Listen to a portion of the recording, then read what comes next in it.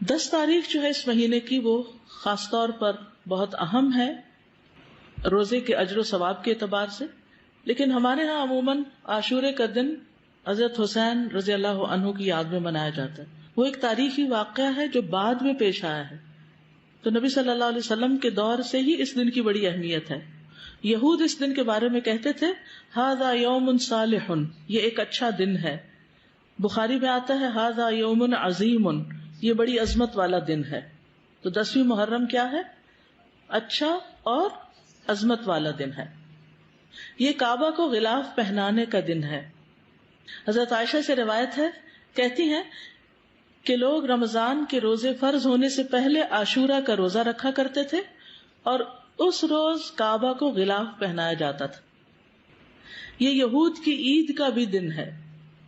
ابو موسیٰ سے روایت ہے، انہوں نے فرمایا یہودی عاشورہ کے دن کو بطور جشن مناتے تھے۔ نبی صلی اللہ علیہ وسلم نے فرمایا تم اس دن روزہ رکھو، کیونکہ انہیں فرعون سے نجات ملی تھی اس دن، تو اس کی یاد میں وہ اس کو خوشی کا دن بنا کر مناتے تھے۔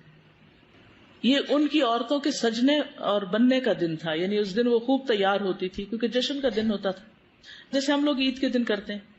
ابو موسیٰ سے روایت ہے، یہ صحیح مسلم کی روایت ہے، وہ کہتے ہیں کہ اہل خیبر یوم عاشورہ کا روزہ رکھتے تھے، وہ اسے عید کا دن قرار دیتے اور اس دن اپنی عورتوں کو زیورات اور بہترین لباس پہناتے۔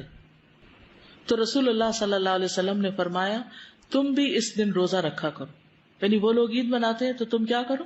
روزہ رکھو۔ یہ نجات کا دن اور شکر کے روزے کے طور پر یہود کے ہاں مشہور تھا۔ جب نبی صلی اللہ علیہ وسلم مدینہ آئے تو وہاں کے لوگ ایک دن یعنی عاشورہ کا دن روزہ رکھتے۔ ان لوگوں نے بتایا یہ بڑی عظمت والا دن ہے، اسی دن اللہ تعالیٰ نے موسیٰ علیہ السلام کو نجات دی۔ قرآن مجید میں پڑھا نا آپ نے، وَإِذْ نَجَّيْنَاكُم مِّنْ آلِ فِرْعَوْنَ يَسُومُونَكُمْ سُوءَ الْعَذَابِ يُذَبِّحُونَ أَبْنَاءَكُمْ وَيَسْتَحْيُونَ نِسَاءَكُمْ وَفِي ذَلِكُمْ بَلَاءٌ مِّن رَّبِّكُمْ عَظِيمٌ۔ تو اس کے شکر میں موسیٰ علیہ السلام نے اس دن روزہ رکھا، یعنی سب سے پہلے موسیٰ علیہ السلام نے یہ روزہ رکھا۔ آپ نے فرمایا میں موسیٰ سے ان کی نسبت زیادہ قریب ہوں، یعنی یہ پیغمبروں کی اطاعت نہیں کرتے اور ان کا حق ادا نہیں کرتے، موسیٰ علیہ السلام مجھ سے زیادہ قریب ہیں۔ تو آپ نے خود بھی اس دن کا روزہ رکھنا شروع کیا اور صحابہ کو بھی اس کا حکم دیا۔